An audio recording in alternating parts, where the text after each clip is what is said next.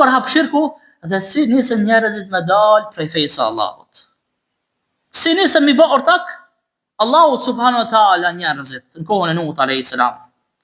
Abdullah ibn Abbas radiallahu anhu edhe ulema të tjerë nga të parët tanë e kanë komentuar ajetin kuranor të surës Nuh. Allahu thot: "Wa qalu la tadharunna alihatakum wa la tadharunna wadda wa la suwa'a wa la yaghutha wa yauqa wa nasra." Edhe përmes këtij ajeti, duke e komentuar këtë ajet, Abdullah ibn Abbas i tregon se si ka nis mu përhap shirku në kohën e Nuhut alayhis salam. Ku Allahu thot dhe u than: "Mos praktikoni zotat tuaj kurse se mos e praktikoni vedin, as Suajin, as Jeguthin, as Jaukën, as Nesrin." Këta janë 5 njerëz, të cilët kanë qenë njerëz të sinqert, kanë qenë njerëz të devotshëm, kanë qenë evliya të Allahut subhanahu wa taala. Dhe secili prej këtyre njerëzve ka pasues, që i kanë pasu këto 5 njerëz, këto 5 njerëz të devotshëm.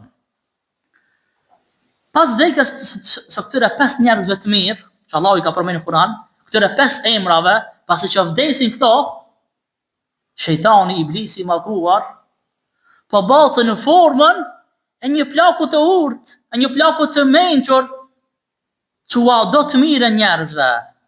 Shejtani në formën e plakut të urtë, shkon këtyre njerëzve, këtyre pasuesve të këtyre 5 njerëzve të mirë, edhe pjo thot: "Mashallah, këto kanë qenë shumë njerëz të mirë, kanë qenë evliya të Zotit, kanë qenë të dashur të Zotit.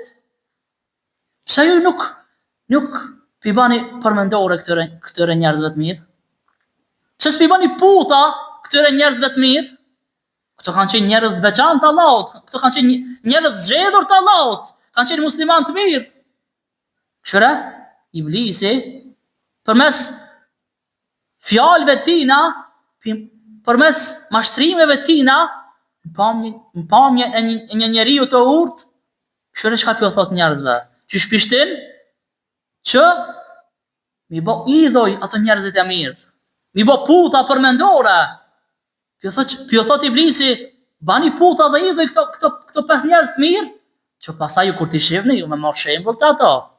Kur t'i shihni këto putat e atyve, skulpturat e atyve, ju më marr shembull.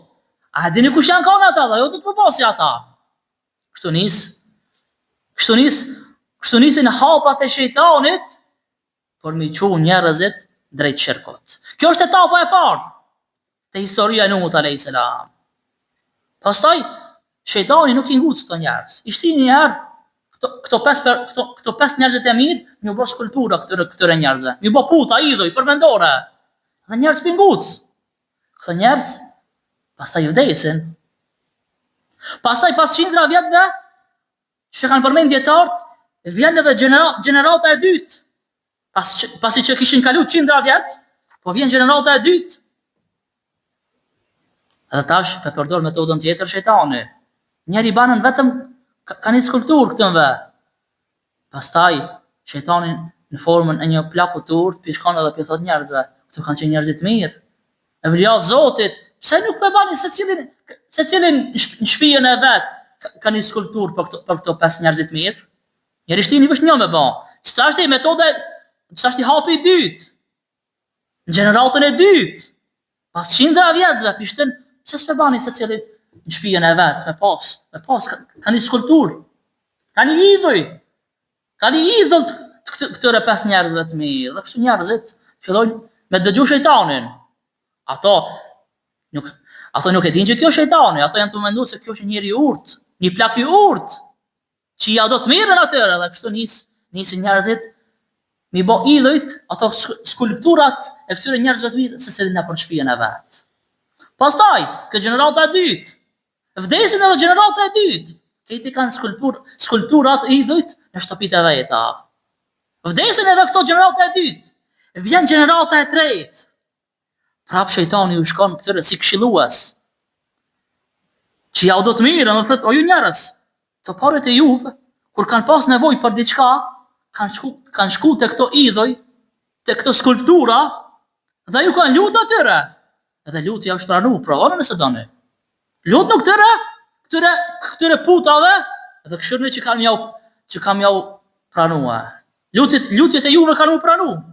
Edhe kështu njerëzit gradualisht binden dhe nisin me kërku prej idhujve, prej putave, prej skulpturave, nisin me kërku shefaut në rimetsem.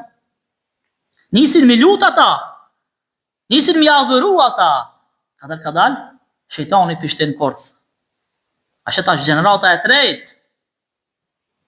Kadal shejtani i nxiti, i mësoj që mi bëh shirk Allahu subhanahu wa taala. Ashe shejtani, çfarë metoda përdor? Jo për minjarë, kadal. Etapa, shkall, derisa të nxjerrë për Islamit, të nxjerrë për fesë.